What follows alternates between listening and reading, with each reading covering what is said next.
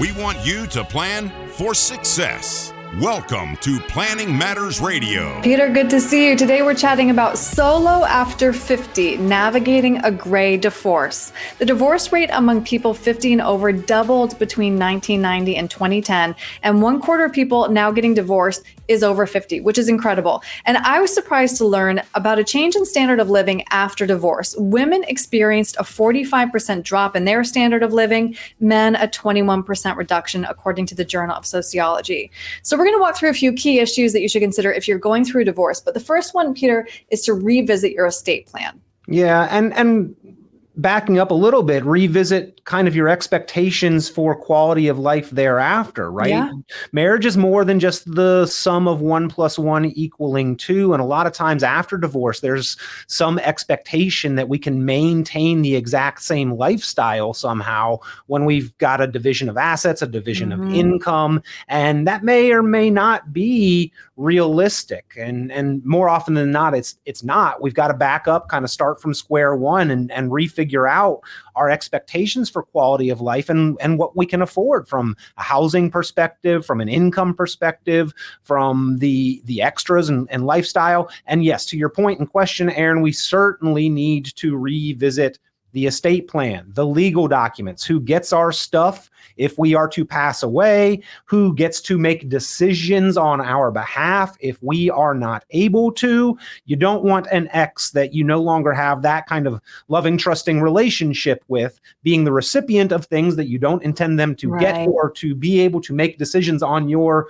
behalf that are life or death or financial. And a lot of times, somehow this gets overlooked. It's one of the most important pieces of a foundation to all other financial planning on a regular basis. And certainly when there are big life changes such as a divorce, you need to revisit those plans, redo those documents, Erin. Absolutely. Next, you should examine your retirement and pension plans.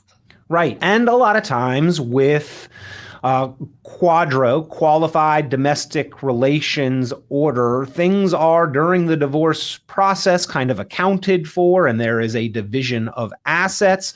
Sometimes that division isn't exactly split everything right down the middle, right? Sometimes there is a tit for tat, or sometimes there is an unequal distribution of assets. It all depends on the individual specific situation. But these are assets, as we are specifically talking about a gray divorce here, where a lot of times it's now the rest of our life where we are relying on what we have during that period of time. And we need to make sure, again, that we understand and account for what those assets are, and also get a very good understanding of what they can do for us into the future. Also, make sure that you update your beneficiary designations. That sort of goes back to the last point of the estate plan, loosely tied into the legal documents. This is actually more specific because oftentimes the beneficiary designation on retirement accounts bypasses and is prior to the probate process. So even, what's documented in the will, the beneficiary designations on retirement accounts is going to supersede and be first. Right. So yeah, definitely revisit those accounts, understanding what they're going to do for you, understanding who is listed as beneficiary on those retirement accounts. And next would be determine how your Social Security benefits will be affected.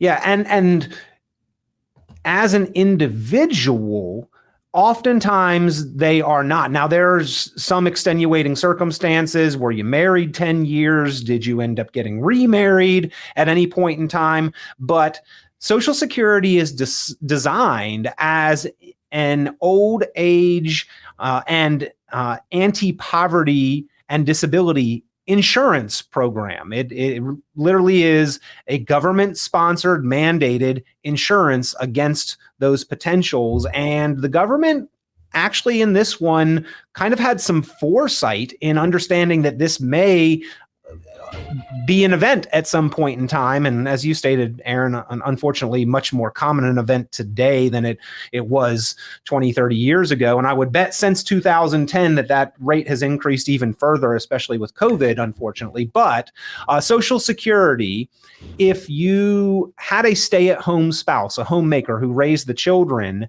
and then and income earning spouse. The stay-at-home spouse does have entitlement to Social Security. What if that income earning spouse decided at 60 years old that they no longer wanted to be part of the relationship, right? And then there was a divorce. Social Security is designed to still provide some benefit for that stay-at-home spouse.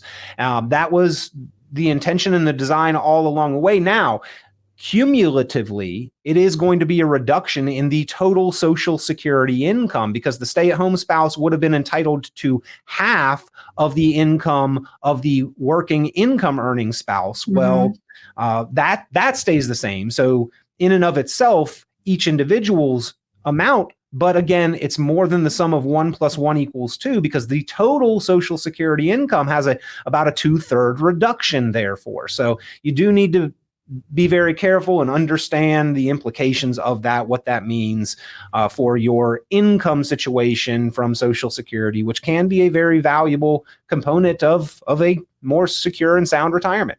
Exactly. And last, you should take a closer look at health and life insurance. Yeah, specifically life insurance. Of course, if there are policies in place already, update those beneficiaries. There are some horror stories in both the financial and legal world of when beneficiaries on different financial instruments, including life insurance, were not updated, and maybe an in-law who is now an outlaw or an ex-spouse is still listed as beneficiary. But also in the terms of the divorce decree and the quadro, the qualified domestic relations order, a lot of times there is some ongoing financial responsibility and liability from one spouse to the other for alimony or ongoing payments and compensation of some sort, right? Well, what if that one spouse who is to provide that passes away? What if there is a pension that is to be split, but that pension is set up for single life only? And then if that spouse passes away, the ex-spouse who was reliant on that income or those ongoing payments is out of luck. So a lot of times, in order to prevent that from happening, there is some amount of life insurance that's actually mandated as part of the divorce right within the divorce decree or the quadro that is to be put in place and maintained. And a lot of times the beneficiary of ongoing payments is the owner of the policy and the beneficiary of the policy, but the policy is actually on the life of the ex-spouse, so that you are in control of the life insurance. It is on the ex-spouse. They have to pay the premium payments for it, but you are the beneficiary in case something happens to them. Just make sure that you are taking the steps to protect yourself. And if there is some ongoing financial liability or expectation of obligations, that you are speaking this through with your attorney as well as your financial advisor. These are all going to be important things. Right. And you bring up a great, important last point. Going through divorce is about surrounding yourself with friends and supporters. And one of those supporters should probably be a financial advisor. Why is that? In the dichotomy in the married couple, a lot of times there is one person who handles the finances, right? It can be either one, but a lot of times it is kind of the responsibility taken on by one of the individuals. And if you go through the divorce, maybe now you become that head of finance, chief financial officer of the household, when it's not a job that you were used to taking on. And so therefore, especially in that circumstance, but I think at any point in time, it always is beneficial to double check things, right? Even if you are capable and have a pretty good handle on things, just running something by somebody's never a problem, but especially if that has not been your primary role, making sure that you find a trustworthy resource to talk through very important life-altering financial decisions and things that are going to have bearing for years and years to come. So important to have your own advocate, Peter. Well said. If somebody has questions about anything we've covered, what's the best way to reach you? You can give us a call at Richon Planning, 919-300-5886, 919-300-5886, or you can go online, richonplanning.com. It looks like richonplanning.com. It's my last name, Richon. You can email me, peter@richonplanning.com. All right. Peter, thank you. Always a pleasure, Erin. Thank you. This has been Planning Matters Radio. The content of this radio show is provided for informational purposes only and is not a solicitation or recommendation of any investment strategy. You are encouraged to seek investment, tax, or legal advice from an independent professional advisor. Any investments and/or investment strategies mentioned involve risk, including the possible loss of principal. Advisory services offered through Brookzone Capital Management, a registered investment advisor. Fiduciary duty extends solely to investment advisory advice and does not extend to other activities such as insurance or broker-dealer services. Advisory clients are charged a quarterly fee for assets under management, while insurance products pay a commission, which may result in a conflict of interest regarding compensation.